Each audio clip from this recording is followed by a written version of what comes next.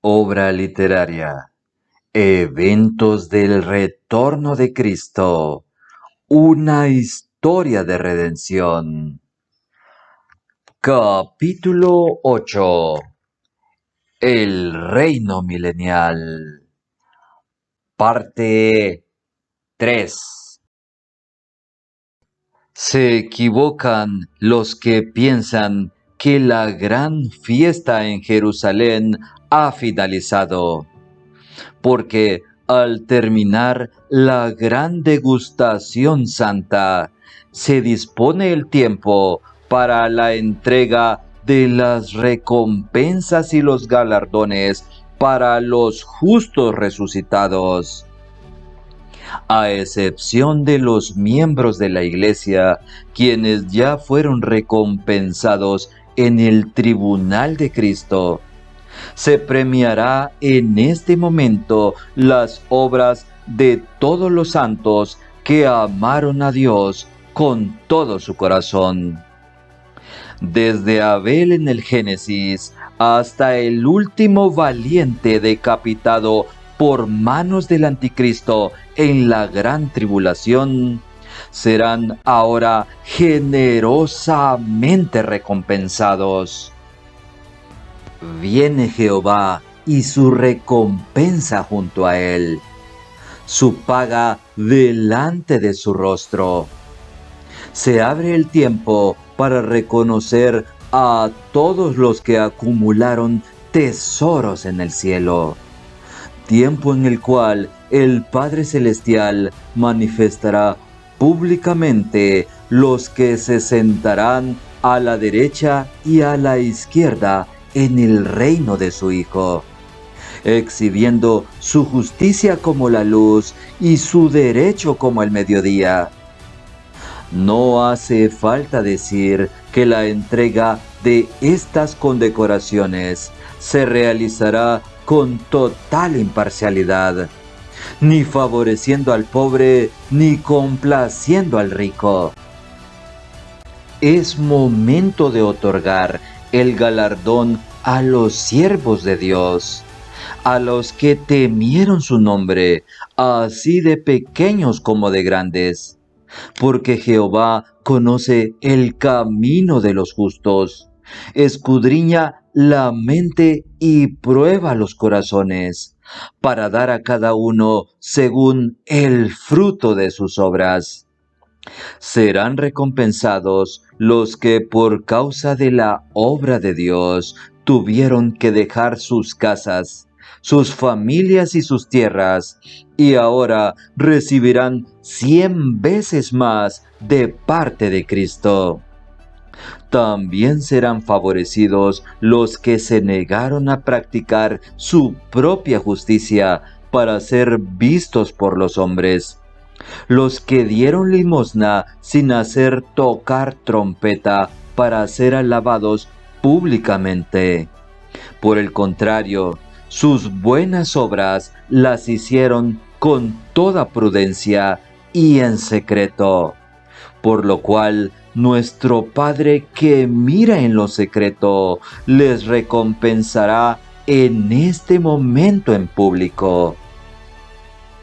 Es así como son llamados al estrado de los galardones a los antiguos que alcanzaron buen testimonio ante los ojos de Dios. Y pasa adelante Abel, el primer justo de la tierra, quien gracias a su fe y amor a Dios ofreció más excelente sacrificio que Caín. Se llama también a Noé, quien al ser advertido por Dios acerca de cosas que aún no se veían, con temor y reverencia preparó el arca para salvar a los de su casa. Y esa fe condenó al mundo, por lo que fue hecho heredero de la justicia divina que hoy le recompensa. ¿Y qué decir de Moisés, quien estando ya grande rehusó llamarse hijo de la hija de Faraón, escogiendo antes ser maltratado junto al pueblo de Dios, que gozar de los deleites temporales del pecado junto a los egipcios, considerando mayores las riquezas del vituperio de Cristo que los tesoros de su imperio de crianza, porque tenía puesta la mirada en el hermoso galardón que hoy le es entregado frente a todos los santos. Asimismo, se convoca al gran estrado a Abraham, el padre de la fe y padre de multitudes. A este magnífico hombre se le reconoce que al ser llamado por Dios, obedeció para salir al lugar que había de recibir como herencia. Sin embargo, salió sin saber a dónde iba, y por su fe habitó como extranjero, tanto en la tierra prometida como en la tierra ajena, morando en tiendas con Isaac y Jacob, coherederos de la misma promesa divina, porque esperaba la ciudad que tiene fundamentos, cuyo arquitecto y constructor es Dios, por lo cual creyó en esperanza contra esperanza para llegar a ser padre de muchas gentes, conforme a lo que Dios le había prometido cuando le dijo: así será tu descendencia. Y no se debilitó en la creencia al considerar su cuerpo, que estaba ya como muerto, siendo de casi 100 años, o la esterilidad de la matriz de Sara. Tampoco dudó por incredulidad de la promesa de Dios, sino que, siendo débil, se fortaleció en fe, dando gloria a Dios, plenamente convencido que era también poderoso para hacer todo lo que le había prometido, por lo cual su fe le fue contada por justicia, y por esta causa fue llamado amigo de Dios. Y junto a Abraham se reconoce también a su mujer Sara, quien siendo estéril recibió fuerzas para concebir y dio a luz aún fuera de tiempo, porque creyó que era fiel quien lo había prometido. De igual forma, son llamados al distinguido estrado a Gedeón, a Barak, a Sansón, a Jefté, a David y a Samuel, quienes gracias a su creencia firme en Dios, conquistaron reinos, obtuvieron promesas, cerraron bocas de leones, apagaron fuegos impetuosos, escaparon del filo de la espada, siendo débiles fueron hechos fuertes y poderosos en batallas. Además, experimentaron vituperios, azotes y hasta cadenas y prisiones. Fueron apedreados, aserrados, tentados, muertos a espada. Anduvieron de aquí para allá, cubiertos con pieles de ovejas y de cabras, destituidos, afligidos, maltratados, errantes por el desierto y montañas, por cuevas y cavernas. Y todos estos, habiendo obtenido aprobación por su fe, no recibieron lo prometido en su tiempo, porque Dios había provisto algo mejor para ellos en este gran día. En esta ceremonia también se honra a los grandes profetas del antiguo tiempo, porque fueron la voz de Dios que clamó en el desierto, y a muchos de ellos mataron por su labor, y a otros crucificaron, A otros apedrearon y a otros azotaron en las sinagogas y persiguieron por las ciudades por anunciar la venida del justo que hoy les premia. Dentro de este selecto grupo encontramos al gran Elías, quien sufrió persecución a muerte por parte del rey Acab, a causa de su actividad profética en favor de Dios, y por haber desafiado a su diabólica esposa Jezabel y a más de 400 profetas de Baal. Se recompensa asimismo a Urías por haber profetizado en nombre de Dios en contra de la tierra de Israel, huyendo a Egipto, y hasta ahí fue traído por el rey Joacim, matándolo cruelmente a espada y echando su cadáver en la fosa común como el peor de los malhechores. Al profeta Zacarías, quien a causa de haber expuesto al pueblo de Israel su manifiesta rebelión a Dios, conspiraron contra él y fue lapidado en el mismo altar del templo de Dios.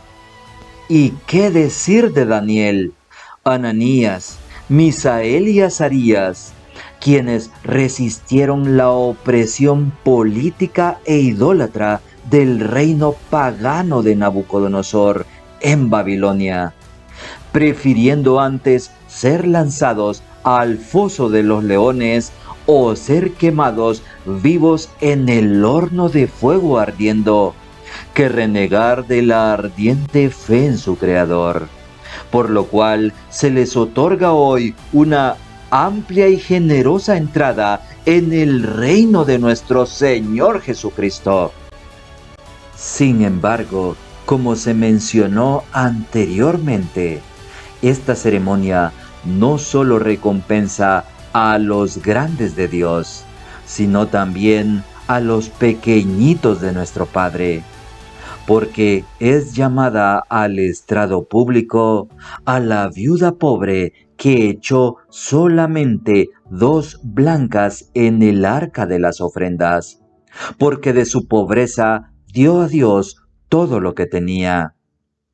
A María, la buena mujer que ungió los pies de Jesús y derramó sobre su cabeza un vaso de alabastro, un perfume de gran precio. A José de Arimatea, quien a pesar de ser miembro del Sanedrín, se presentó valientemente ante Pilato para pedir el cuerpo sin vida de Jesús, y teniéndolo, lo envolvió delicadamente en vendas y en una sábana limpia, y aromatizándolo, lo puso en su sepulcro nuevo que había labrado en la peña. ¿Y qué decir de María, la madre de Jesús? Siendo bienaventurada por su creencia y obediencia a Dios, concibió en sus entrañas, por obra del Espíritu Santo, a nuestro Salvador, y educándolo en la fe, lo dispuso en favor de la redención de la humanidad. Además, se reconocen públicamente los que hicieron buenas obras en favor de los pequeñitos del reino de Dios, los que dieron de comer al hambriento y de beber al sediento, los que cubrieron al desnudo y visitaron al enfermo. Y por haber hecho esto, se les entregan galardones como si a Dios mismo se hubieran realizado tales beneficios. También se recompensan a los que recibieron a los profetas, y recompensa de profetas reciben hoy. Y a los que recibieron a los justos, recompensa de justos también reciben hoy.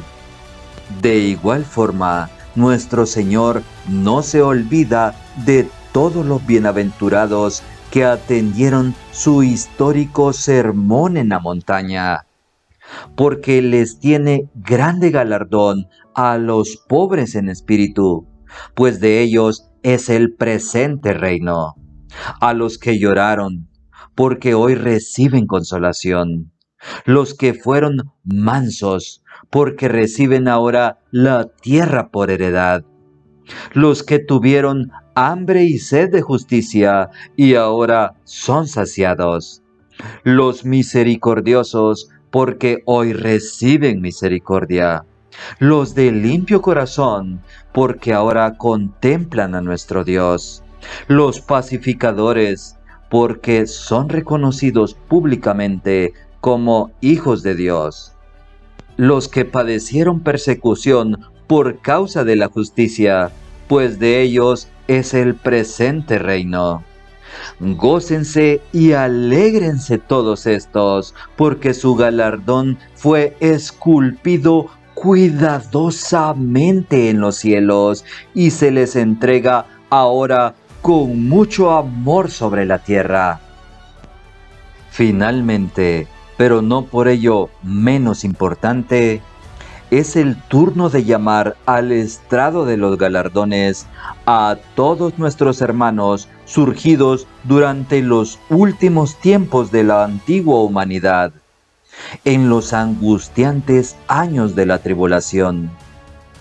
En tal sentido, se reconoce a los dos testigos, los dos últimos grandes profetas de Dios, quienes profetizaron las palabras de arrepentimiento y reconciliación de Dios para Israel, y a pesar de haber sido ultrajados y ofendidos por los de su misma nación, e incluso asesinados por manos del anticristo, no claudicaron en su poderoso mensaje de salvación.